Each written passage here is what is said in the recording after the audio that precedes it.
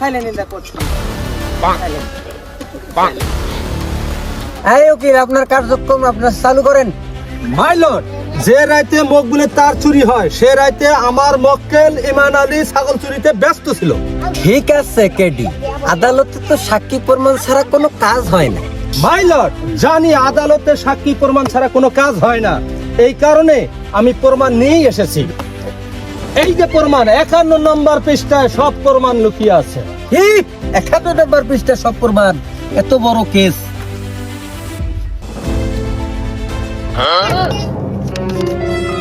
কোথায় প্রমাণ?